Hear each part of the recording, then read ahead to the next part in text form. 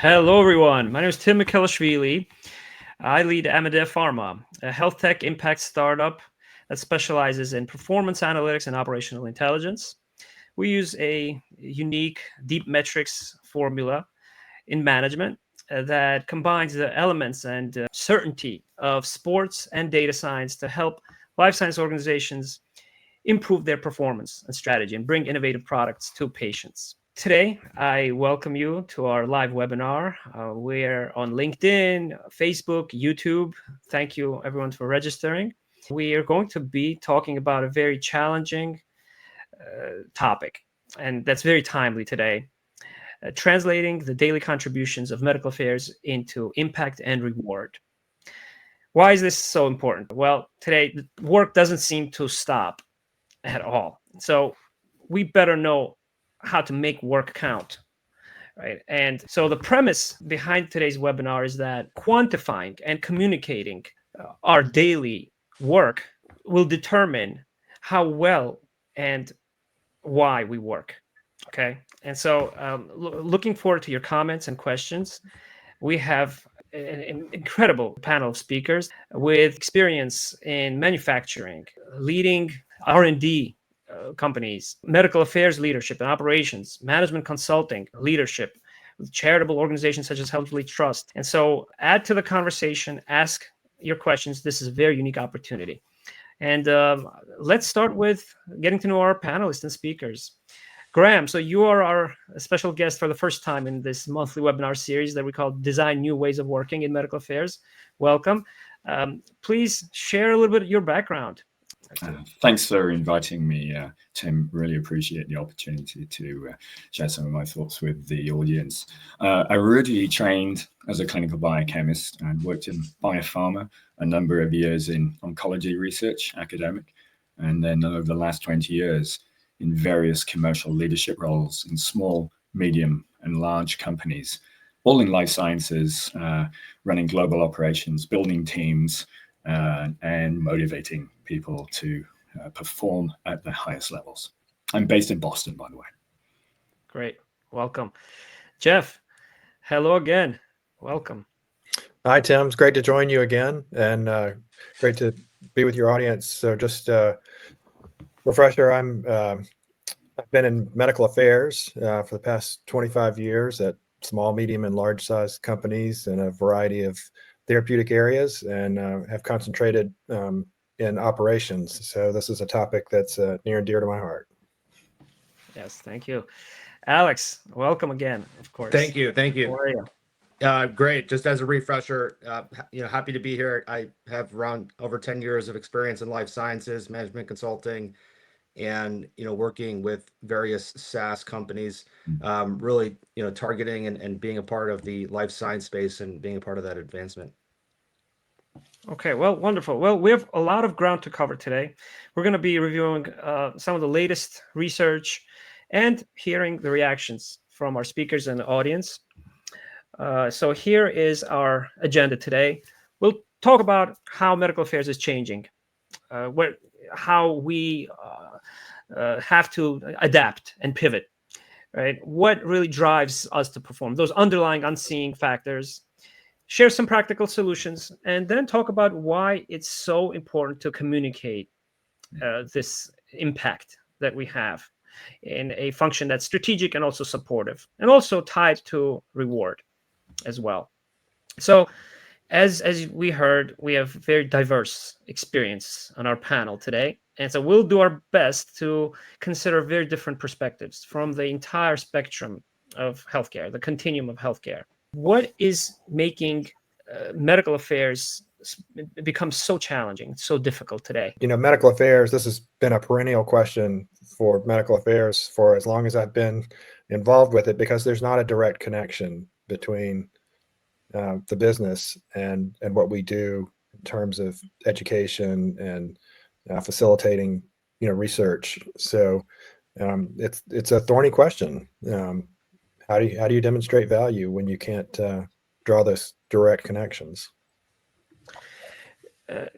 Yes. Do you think that the environment, also the added pressures of showing your productivity justifying your investments and resources. The lower margins of errors and the complexity of disease also has to do with revisiting how medical affairs teams can now educate their healthcare community, patient advocates, physicians. And after all, we have so many ways to measure our performance. At any given point, a CEO or an executive can determine who the lowest performer is or highest performer given today's analytics capabilities. However, are they really measuring what they need to be measuring? And how can we be more proactive in adapting to this complexity?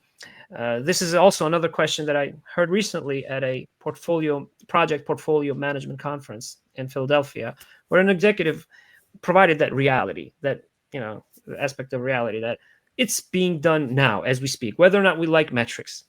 And so, any other comments from you in terms of this changing, growing complexity and change? Well, I would just add on what you said. I think we're really good at measuring activity, but not so good at measuring impact. So here are some other thoughts that we had as we began to discuss, this topic. Right, the daily pressures of new ways of working today. Physicians are now using not only ChatGPT, but even technology such as Open Evidence, which has a very strong accuracy of retrieving data from PubMed via chat, via this kind of conversation, continuous conversation, for example. And so medical affairs now have more competitors as well, right, through technology that they can collaborate with, but they have to grab the attention in this precious time that physicians have as well.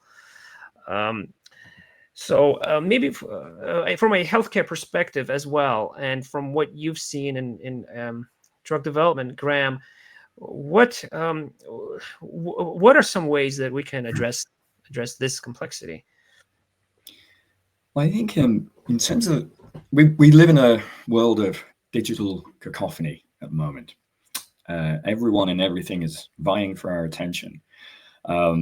It's very easy to get lost in the noise. I think in terms of individual contributions and team contributions and focus on the mission, it's really, I think, essential that we understand what the goals are and the objectives, and to have a framework and a mindset within that team of understanding what we're trying to accomplish. And through data, one can do that. But complexity is definitely an anchor on many aspects of our daily lives and our work. And obviously, I assume this is just as equally a problem in medical affairs. Yep. Thank you, Graham. So Jeff alluded to some of the details in terms of what we're measuring, and we have many blind spots. We're making a lot of decisions using incomplete data. Medical affairs teams are quite large and diverse, some of whom speak to customers, interface with physicians, respond to medical information inquiries, but we don't often know what medical communications or publications professionals contribute, because we don't capture it in the platforms that we do have, right? Or we've captured in multiple different formats. How we distribute our work throughout the day, right? Work doesn't seem to stop, and so our workflows, who collaborates with whom in order to drive those patient and business outcomes. Right? Global benchmarking has shown that 70% of our teams across the globe, 51 pharma companies, do not analyze systematically how their activities lead to outcomes. And what we're seeing is what we really should not be surprised, which is lost revenue, bad forecasting, a lot of errors in strategy and mass layoffs. And so Jeff alluded to some of the data points that we've already shared in previous monthly webinars in terms of that difference between what we should be measuring versus what we are measuring. We need to be measuring more of the bottom line outcomes, right? Not the activities and just the insights and what we distribute, what information we educate them with.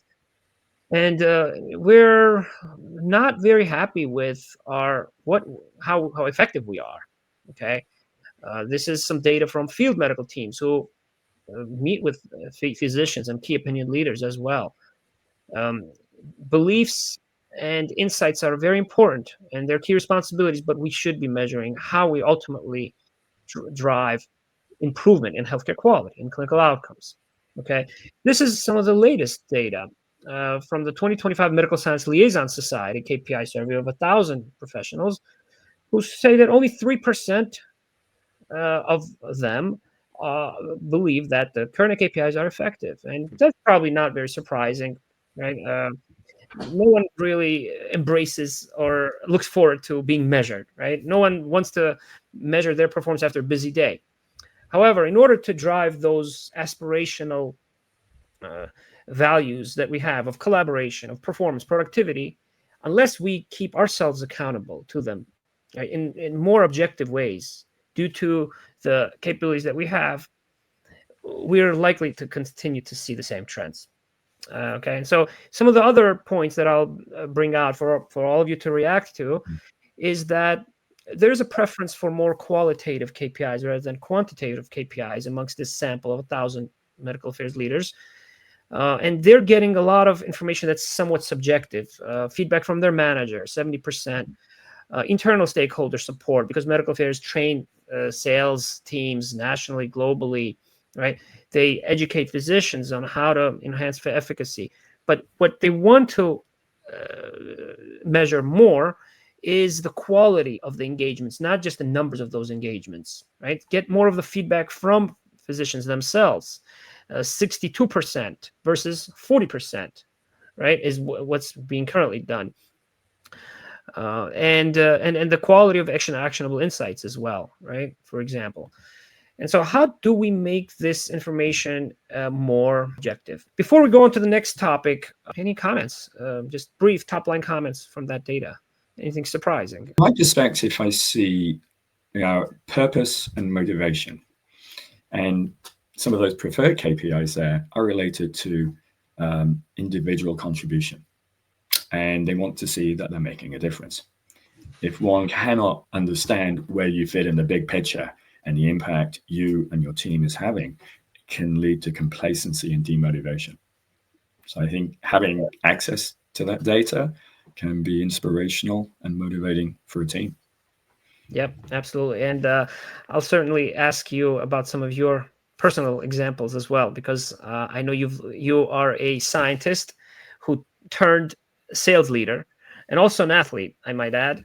I know Jeff and Alex also have their athletic preferences and experience as well. So I'll ask you that question later about how you've taken those lessons. Well, Graham's exactly right. I think he hit the nail on the head. I think what we still struggle with, though, is how to measure that, the quality, and how do we make those connections?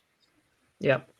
Yeah, and I think, as Graham and Jeff just mentioned, it's almost that transparency that helps sort of bring more engagement from employees, knowing, their efforts are being, sort of maybe not tallied or counted, but are sort of being stored. And so when, they're able to see that, not just wait every 3 months for a performance review, but actually see how they're stacking up to the other employees. And I think that is very important across the board. Okay, wonderful. So now that we're kind of shifting gears and transitioning into some of those individual motivational drivers of performance, which is a great segue there, I want to ask you what you believe stimulates these highly credentialed scientists and innovators in medical affairs to perform at their best. Here's a list that I personally came up with based on my experiences over 20 years. But I'm certainly looking forward to your comments. I know that personally, one of the aspects that I've always enjoyed about being in medical affairs is the ability to go to scientific conferences, and without being a bench scientist myself or a researcher, to be able to interact with them and bring in critical, actionable insights that modified or guided our medical strategy and translated into publications, late-breaking abstracts, and different initiatives that ultimately turned around a slow uptake of a launch that only had one adverse event in its label based on initiatives and persistence from medical affairs, for example. But what on that list, or what from your experiences, do you believe drives them to be the best? Jeff, I want to go to you next. Okay, yeah, I appreciate that. So, I would wrap all of those things up into what I would call meaningful contribution. And I think what's unique about medical affairs is it's bidirectional. So, as you said, we can collect insights and help inform strategy for the company, but I think it can be just as meaningful to surface some new data for a healthcare practitioner, or contribute to some new science or a new publication, that informs the larger community about ways to improve patient care. So just, the little things that we do that make a meaningful difference, either to a practitioner, a patient, or the company itself. Yep. And I want to take a quick pause and remind the audience to post your comments and also responses to the questions that I'm posing here. I would love to hear from you. So post your comments in terms of what really drives you to perform at your best in your job.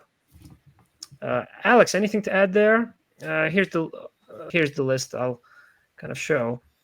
Anything you'd highlight? Yeah, I mean, I think you definitely nailed it. It's about, that larger purpose of, you are bringing a new product to market that will, alleviate symptoms or treat a disease that's, impacted by millions around the globe, and sort of being a part of that team, I think is super motivating. So I think that, stands out, especially, from a scientific perspective. So I think that's huge. Yep. Yeah. And to really understand the value of our contributions and our voice as well, you can contrast what happens when you, let's say, share some medical insights and they're not communicated up the chain, for example, or to stakeholders. It can be quite demotivating, right, in terms of your recognition. And there are, granted, some justified reasons for that are mostly organizational or culture related, based on this concept of perception is reality. But based on some of the early comments that we made, in today's world, it's very difficult to hide our performance. Okay, it's exposed. Our performance is exposed. So perception is reality is no longer very relevant today, I might submit here. So here we have a comment from Carla Amigo, who says that in her experience, teams feel very motivated when they have a voice in decision making. Thank you for that comment, Carla. We appreciate that, and certainly it resonates with me as well, based on my experience. So now I'll transition a little bit to outside of medical affairs and talk a little bit about management consulting research, okay, organizational change research, because at the end of the day, medical affairs professionals, they're scientists, they're doctor level professionals, PhDs, PharmDs, MDs, nurses, you name it, right? But they're people, okay, and they all want to demonstrate their impact, and I think all three of you mentioned that. So here's some research that breaks down performance into two types: tactical performance based on strategy, technique, and skills, and adaptive performance. So one that is rooted in innovation, creativity, problem solving. Okay, most organizations over-index on the tactical part, but it's really the proper balance and how to be innovative as well. All right. So when you stimulate your teams in the right way, they can also not only collaborate and perform, but they can also bring new ideas as well. Okay. So here is some research that's based on thousands. It's 20,000 employees in Fortune 500 companies. It's based on research from PhD from University of Rochester from the 1950s that's been adapted in the recent years by Neil Doshi and Lindsay McGregor from MIT. They have experience leading in McKinsey as well. Okay, and our motivation, turns out, boils down to these 6 different domains across the spectrum of total motivation. And so this score has now been validated across organizations in healthcare and beyond. Okay. And if you see this spectrum, play, purpose, and potential are those motivational factors that are directly tied to work and that seem to stimulate performance, the quality of the performance. Whereas emotional pressure, right? You have to do this job because your parents told you that you have to be a doctor or a physician, right? Or economic pressure, sustainability, right? Or inertia, where you can't even explain why you go to work tomorrow. It's just because you have to go to work, right? These are, of course, lowest motivational factors. But it turns out that organizations can measure this prospectively, continuously, systematically, and it distinguishes those higher performing organizations, such as Southwest, for example, from others, based on this research. Now, the different processes that we design in organizations also lead to variability in the motivation based on this research. How you design roles, how you have succession planning, for example. Do you have a career ladder in medical affairs? Right. Now, going back to some data from life science organizations and what drives their engagement. This is a global survey, and it shows that challenging work, right, is actually the top motivational factor that drives engagement in life sciences. So this one is healthcare specific organizational change research. Okay, ability to innovate new ways of working, doing work aligned to the skill set, and close to the top three. Number 4 is getting recognition for my efforts and achievements. Those individual factors, right, that all of you discussed as well. So I was a part of the talent management survey that we did, a benchmarking survey in the Medical Affairs Professional Society a couple of years ago. Okay, and we surveyed 64 companies, received 85 responses from leaders, and we showed that there are quite a lot of differences in talent management. And I can appreciate this, having gone from big pharma companies in the first 7 years of my career to smaller startup companies, where I realized that I had to create my own momentum and opportunities to train and shadow and have mentors, right? So only 42% of medical teams have a current talent growth program in pharma. Okay, 23% in the smaller companies, right? The larger the company, the more opportunities. Okay, so there's clearly a gap in talent management. Now, employee experience. Okay, so how well we work together. How does that really translate into ROI, return on investment, the business value for the companies? In this research, across 13 different industries, we see a particularly pronounced value in healthcare companies. Okay, whereas in all other industries, you have a 1-to-1 type of ratio, equal ratio of contribution of employee experience and collaboration and the customer experience. In healthcare, that improvement in employee experience by only 1 point, based on Glassdoor's ratings, is correlated with a 3-fold increase in customer experience. So when we work better together, we have also better results with our customers, right? And before I hear your comments, I want to share another inspirational research, another piece of research that has certainly driven a lot of the work that we've done in pharma at Amedea Pharma, and that is this classic business case from a manufacturing industry of electronic cables. Bill Gore and Associates formed this company with his wife based on what he saw work very well at DuPont, right? Where he saw how employees and colleagues didn't just clock out at 5 p.m., but they worked above and beyond. They helped on different projects. And so what he did was he created a very unique approach to management, okay, to leading organizations. In terms of structure, no hierarchy, small business units, 250 to 300 people. Every employee is assigned a sponsor, not just a mentor, but a sponsor who's incentivized for their success. And they doubled down on KPIs, where every single person force ranks 20 to 30 other employees based on one question, one criterion, and that is, who's making the greatest contribution to the success of the organization?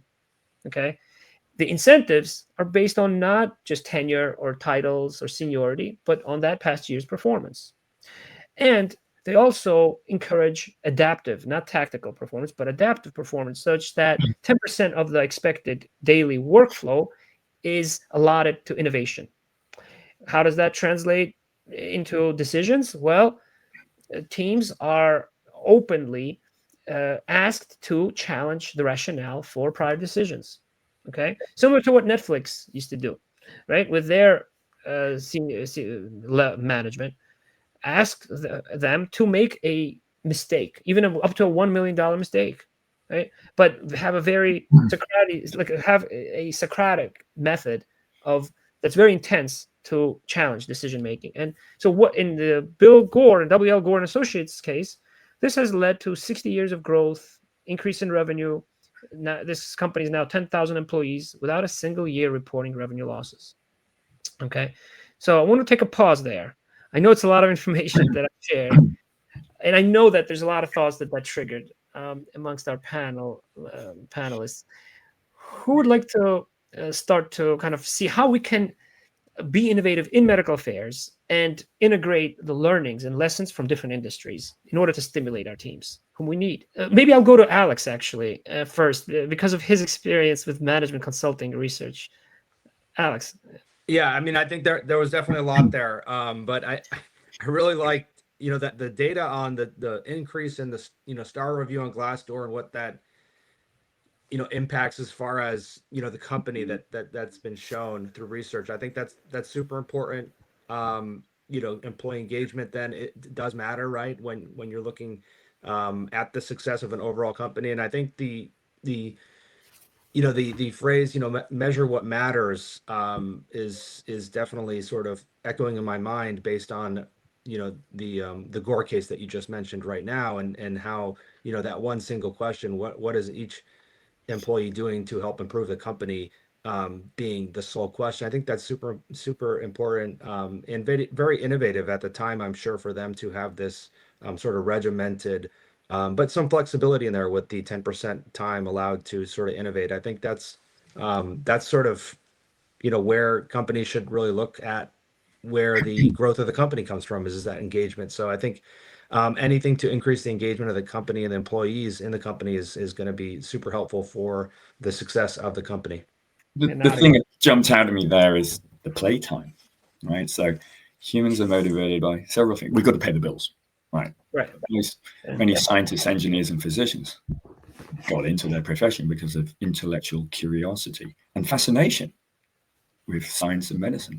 And, we're constantly learning. And to constantly learn, we've got to challenge what we know. We've all got blind spots. And to learn, you learn from others. And in teams, if you're allowed to put forth your ideas and others put forth their ideas, you learn from others and you stimulate each other. Having that play and not being afraid of breaking things or making mistakes, whether low importance, low impact. But doing that, you learn. The engineering process, the scientific process, if we all knew what was going to happen, we go straight there. We don't. It's iterative. And I think having that space, that allowing to play, experiment, innovate, I think it motivates people enormously. Yeah. Jeff? Yeah, I'll add on to Graham. I 100% agree. I think, a few years ago, we used to hear a lot about gamification, of things. And I think that does introduce new challenges and helps us, exceed maybe what, we would otherwise. But I think this is powerful stuff. And just like any other thing that's powerful, it can be dangerous as well. So I think it requires the right culture too, because we don't want to create Survivor, where everybody's just out for themselves, and force ranking everybody else down. So I think it requires, security, and that aspect that Graham was talking about, the fun aspect. We're all on the same team. We're trying to, lift all boats here and making it fun. Yeah. Okay, let's talk a little bit about accountability, because wherever we speak about recognitions, it's also runs side by side with accountability, right?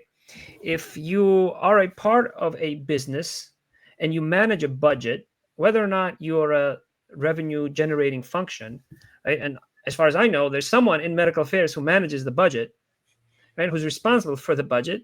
So that means that you have to have accountability for the budget. But traditionally, we've been limiting ourselves in being labeled as a cost center and as an expense because we do not communicate, right, the business impact. And perhaps that's an opportunity to turn what is seen as an expense into an outcome, a business outcome, right? Or an investment. Turn expense into an investment, rather, right? A necessary investment is the word I was looking for. And so let's talk a little bit about how to communicate our medical impact in this modern evidence-based leadership approach. Okay. So we can search for different ways to centralize and coordinate all performance data together. This is something I've had experience with on a consulting basis. For example, recently in a type 1 diabetes launch of a product.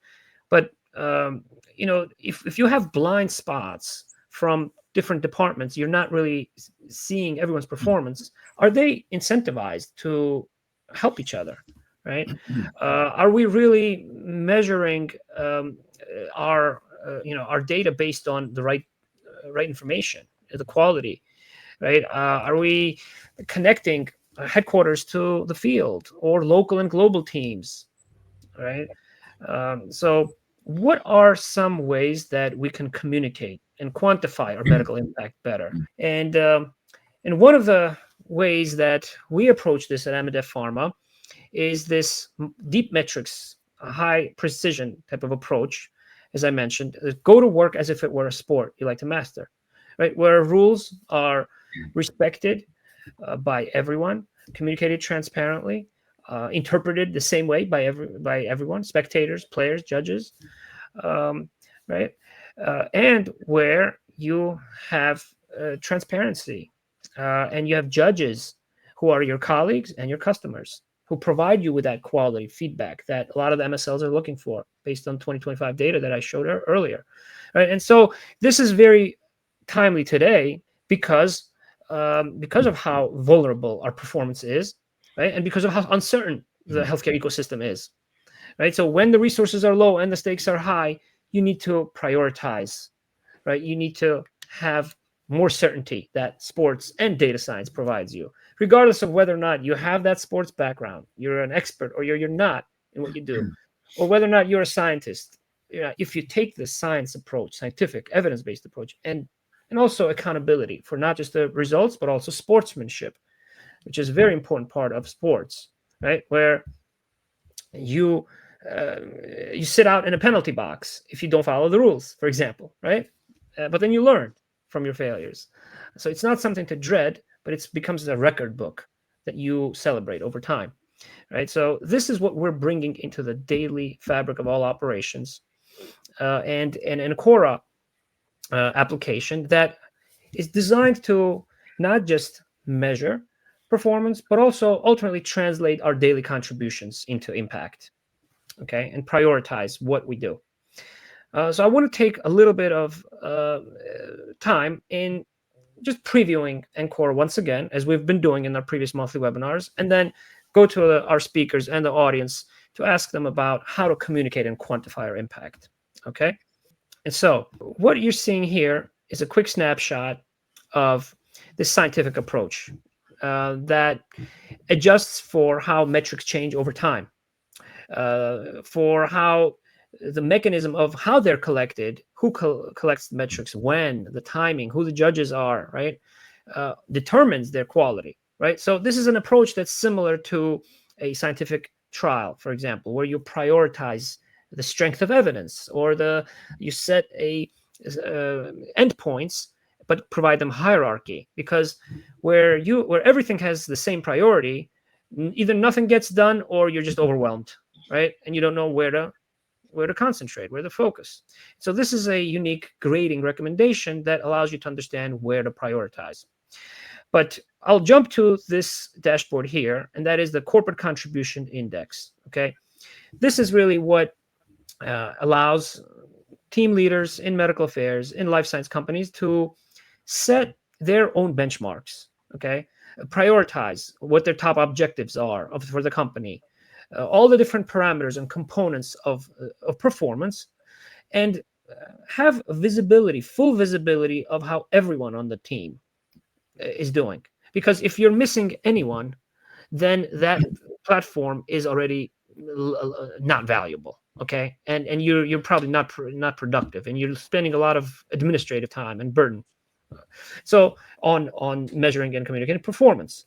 So this dashboard takes into account all those adjustments, right, that you make in the settings, and as a result of which you see the relative contributions that are also adjusted by the team size, numbers of FTEs, and also how they align with your objectives. Okay, if you look at product data dissemination, or let's say clinical development support, okay, and you see that your MSLs, or medical science liaisons who educate physicians, are low on this list, the team, right? Then you're able to adjust and pivot and see that you have 3 team members, only 3 MSLs, and in order for them to improve in terms of contributions, either hire more of them, more MSLs, for example, right, in order to to increase your contributions, or potentially change their workflow so they're more involved in those types of activities that have the highest recommendations and that are more likely to lead to outcomes. Very quickly, I'll show also outcomes, and you can see who is contributing on the team, from which function, with what activities, to what level of certainty, what degree of certainty, to an outcome that your company considers to be a very bottom line outcome, for example, or as the way you define it, the way you configure it. Okay, in this case, it's a new hospital protocol that uses your clinical trial, from a primary investigator. Okay, and that adapts it, or an outcome that your company shares on their website, in their press release, on their quarterly report.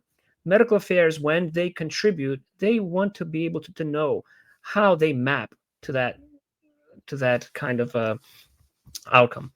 And very importantly, I'll show you how we're actually bringing the elements of sports into the real world daily fabric of our business. And we're going to assume that there's a new product formulary addition as an outcome. Okay, and usually what we do is we just report that outcome, right? That's what we've been doing for many years, right? Well, if you save this outcome, this system provides you with an error message that reminds you and requires you to ultimately tie that outcome to some activity. So we're pairing outcomes to our activity. We're analyzing our performance or our races, like sports athletes do, in order to understand what drives that outcome, in order to be able to repeat that success and also potentially avoid repeat failure. Okay, so this, what I'm showing here, is a particular activity that may have led to this outcome, just as an example. All right, so this is one way that we are actually bringing elements of sports and data science into the daily operations. So I can talk to it from the perspective of commercial teams, obviously not medical affairs expert here. And transparency and frequent communication are key. So you have dashboards of your KPIs. You know when you won, you know when you didn't, you hit the revenue target, and you get rewarded. Now, there is also danger in a team that you have individual stars, and they shine too brightly and they bring the others down, they don't team well. So having defined roles, responsibilities, and how the individual contributes to that team performance as a whole also has an impact. So regular touching base, regular communication, regular assessment of how am I doing, the individual, and how is the team doing. I think it really allows people to understand where they fit in the team as an individual within the organization, and how they're contributing to the overall success of internal and external stakeholders. Mm-hmm. Yeah, and I know that you've led a large sales team that was instrumental in growing the revenue of of smart labs, for example, right?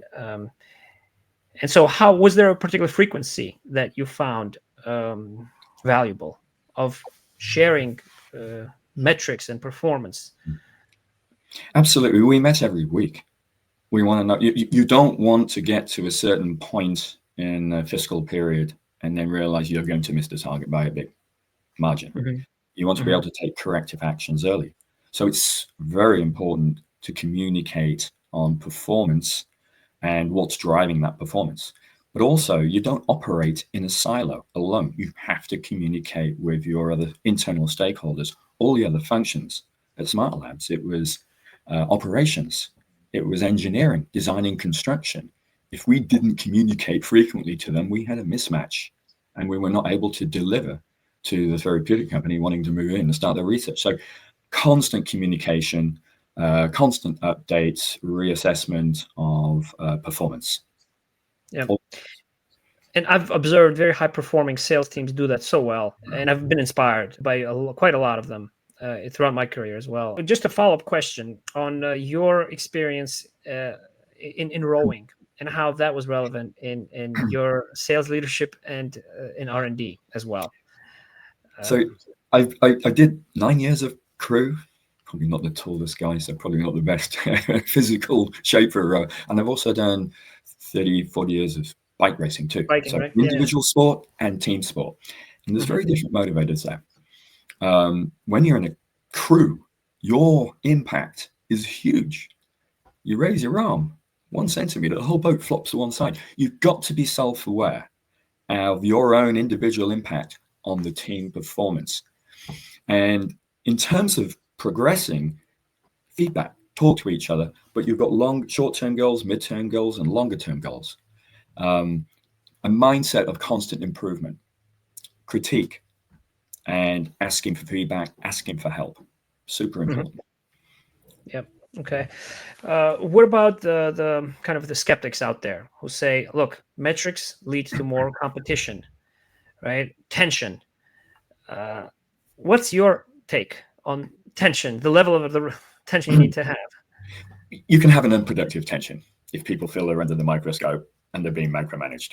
You can have a productive tension where they feel they're adding to the progress and they welcome the feedback in a constructive manner and they're not going to be beaten over the head with a stick. So creating that productive tension is essential for improvement. If we all think everything's going hunky-dory and there's no problems, we're living in a world that's not real. So I think that creating that environment, trust, respect, understanding that we don't know everything and we're not good at everything, we have strengths and weaknesses, and asking for feedback, and likewise giving feedback, sharing what works, what doesn't.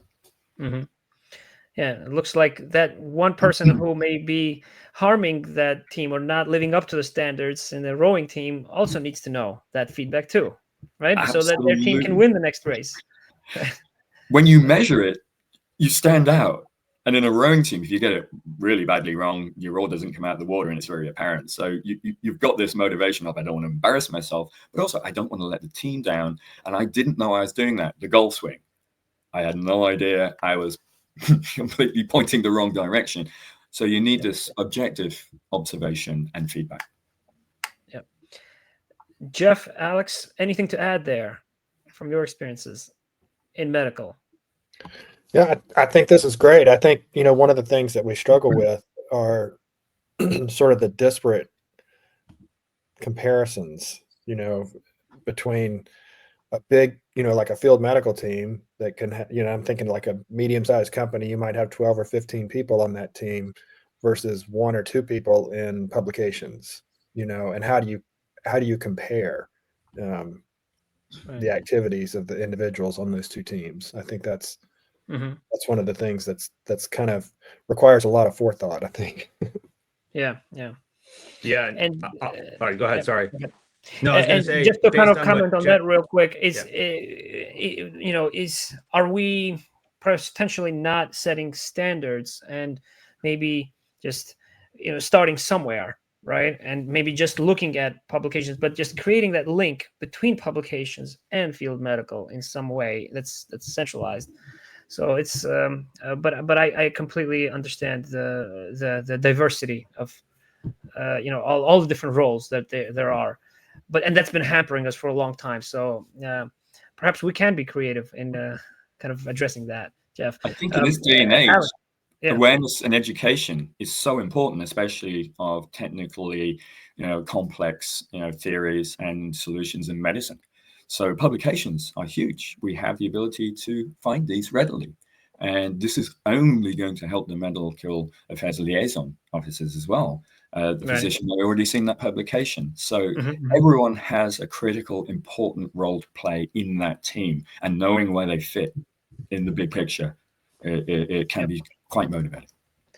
I was going to say really quickly, not only how where they fit, but also how they fit, right? And so if you have the publications team working with field medical, the synergistic sort of power of that is going to outweigh the individual contributions if they're not sort of synced and connected. So I think that's a huge part of it. Yeah. Okay. Well, let's now conclude our webinar here, as we're coming up on time, with some of your comments and also questions that I want to invite from the audience. And this last section, let's talk about how to connect medical contributions to reward and what the implications are and the benefits, the advantages, and also the urgency. Why do we need to do it now? Why is it so important to ultimately connect the purpose of why we're capturing performance to real-time progress and reward? All right. And so what happens when impact is not connected to reward? We talked extensively about this and talked about some skepticism that can develop, lack of motivation, but also this we versus they type of internal competition when it's implicit, when there's no metrics and they're unclear, then that tension may not be very productive and it may be unhealthy. Okay. And so how do you define impact in medical affairs? Well, there are some research data points that we've talked about before in previous webinars that talks about medical information, how it improves patient outcomes, right? Or treatment decisions, how physicians use the information that pharma and biotech uses and effectively communicates the context of the value of their products that ultimately leads to improved decision-making, right? Education of patients, clarifying dosing regimens, drug use and avoiding drug interactions, right? So these are just some of the examples of the impact that we're making that is consolidated in one minute short survey that can be used in order to generate this evidence using various platforms, including ANCORA from Amedea Pharma, which we talked about. Now, how do you determine reward as well, right? These are some of the comments that I want the panelists and our audience to think about. So let's start with Jeff. Actually, why should we connect our impact to reward? What are the implications and the key goals? Well, I think it's getting everybody on the same page. I mean, you have to have some agreement on what the impact or the goal is. I think that goes a long way to doing it. And then, I think we talked about this. I've been at lots of companies over the years, and observed that commercial organizations and sales organizations are really good at rewarding their contributors, and medical usually gets invited to these things, and we're like, what are we, chopped liver, So I think thinking about how reward and recognition can motivate people in medical is a good thing. Yeah. Graham? I think the situations are different in commercial versus in medical affairs here. In medical affairs, it strikes me one has to be objective, and it's for the patient good, for the greater good. Rewards there recognition in front of one's peers to the impact, the overall impact, and communicating that internally so everyone says, yes, thank God you were there. Otherwise, we couldn't achieve that goal. Opportunities for growth, self-improvement, learning, and promotion. So everyone, well, most people, the vast majority, want more responsibility. They want to grow themselves as a person and also be better at their job as well. So I see that super important. Commercial, the incentives are cash. Coin operated to some extent. You don't necessarily want that. There'll be some ethical conflict there potentially in medical affairs. It's a challenge with commercial having sort of an easy, not easy, I would say, but just much simpler way of sort of assessing value versus the medical affairs team, which I've made this analogy after watching some NBA playoffs. It's, you've got the pick and roll in a basketball game where, not a pick and roll, but you have a multiple sort of block situation where someone's assisting, someone's shooting, and someone's setting up sort of the play. And so the person setting up the play technically does not go on the stat sheet as an assist or a shot, but certainly has a huge impact on the game. And so I think medical affairs sometimes falls into that spot, right, where they're working sort of behind the scenes with the KOLs, with the subject matter experts, and, having sort of a better viewpoint of the impact is going to be very important for the progression of that unit. So one thing I want to share with all of you is also a very unique approach that I myself lived through at one specialty company that actually provided multiple and frequent rewards and recognitions that were not just financial, but that allowed medical affairs teams to showcase what they do, to analyze what they do, prioritize it, set autonomous goals, and then be recognized for the achieved milestones, for the entrepreneurial work streams they created, multiple metrics, a journal that was distributed to everyone, including the CEO. So there was no more question about what medical affairs is or what they do, which continues to persist in this industry and outside of the industry. And the company scaled, became the largest GI company in the world. It was Salix, North Carolina. And I'll give you the other side of that as well that I've lived through, just maybe to trigger some reactions and thoughts. And that is when a medical team was persistent for 2 years again, and convinced the senior executives team to do a head-to-head study and a new proof of principle analysis in a new patient population, right? And they finally were able to do it. And they turned around the company, did sales training, received a lot of recognition individually, publicly, but informally as well from teams. Yet when they made a business case to their leadership for promotions, for example, for their leader as well as for themselves, yet not one person received any recognitions, even though new patients received access across the entire country, right? That, I think, is the real case study here that shows how medical drives revenue directly, which was confirmed by the executive VP of marketing in that case, right? $40 million, right? In a small 300 million market startup, right? After years of frustration, right? And for the first time right? And so yet it didn't receive recognitions. These are some of the sentiments that I share with Jeff as well there, right? And why recognition is also tied to accountability, right? And when you don't have recognition, that means you're removing yourself from accountability. And if you're a part of a business and you manage your budget, right, then whether you're setting up that play or you're blocking or you're a physical therapist on a team, you want to know how effective you are and justify your investment, and also while stimulating yourself and others to collaborate.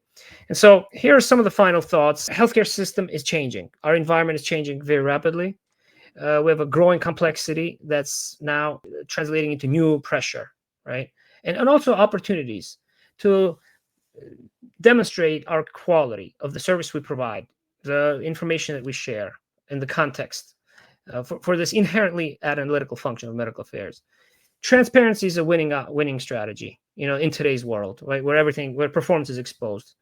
To scale our impact, to anticipate also, to make those tough decisions a little bit easier, and to avoid repeat errors, as we talked earlier. And recognizing our contributions more consistently is probably that stimulus that we all need to make that growth and efficiency possible. So we do have one question here. Why do we really need to trace back the success of a company or a product launch or an outcome back to medical affairs? If we're part of a team, we work together with sales, with others, do we really need to trace that outcome back to medical affairs? So. Well, I'll jump in, Tim. I think there's a couple of thoughts I had. One is just resource allocation. If you're able to demonstrate your value to the organization, then you're more likely to get resources to continue functioning or expanding. I also think in this day and age where there's so much contraction, companies are changing hands, assets are changing hands with mergers and acquisitions. Being able to, it could be preservation. So those are my thoughts. You have to justify the resources, right? Otherwise, you may be undervaluing your teams, right? Or just considering yourself as a cost center. I'll jump in then. I'll use this as an example. Marketing. So you've got intangible, tangible, right? Tangible is made revenues. Intangible, we think it had a big impact, but we haven't been able to tie it to that revenue. Marketing budgets always get cut when things are going well because you think you're not needed. Then the revenues go down and suddenly magically the marketing budget goes up again. So I think it's being able to show the work and the impact that function that is more intangible has on the overall performance of the organization is critical. Otherwise, it's assumed it's not needed to some degree. Yeah, I was going to just jump on a little bit of that.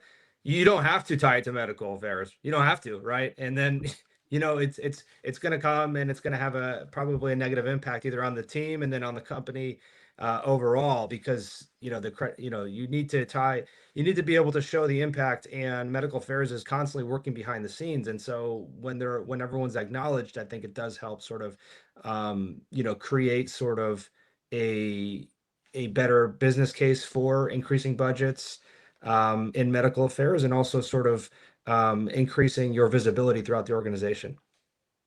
We have one other question. Thank you for those comments. So we have one other question here from Carla Amigo, which is, what are some of the most effective metrics that you've seen being used internally to demonstrate that value internally, across locally, regionally, globally, perhaps as well? Thank you, Carla, for that question. And this will be our last question before each one of you will share your final takeaways today. So yeah, Jeff, do you want to address that? Coming from medical affairs, I think I can speak to this a little bit. Sure. So I think, those things that are impact, that we've agreed are impacts. So we think about access, addition to third-party formularies. Mm-hmm. I think about insights that have informed strategy, that where we have made changes to our strategy based on insights that have risen up through medical affairs, show effects on treatment, whether it's a change to guidelines or, something that's going on in the current discussion, in that therapeutic area. Those are the big ones. And have you seen that used locally, regionally as well, globally? Sure. Yeah. Okay, great. Well, the premise here for this webinar was that when you communicate, quantify your impact, you will determine how well you work and also why your teams are going to work. So that would be my personal final thoughts, but I want to leave the last words to our speakers. Jeff, why don't we start with you? What would you like our audience to leave with today? Well, I think this requires us to take a step back and look at what we're trying to achieve. I think we're often so quick to just start digging and each of us in our little areas and start working, and I think what's incumbent on leadership, is to take a step back and say, these are the things that we really want to achieve, and this is how we're all going to contribute to that. And I think that's an important step that gets missed sometimes. Thank you. Be introspective and reflective. Yeah.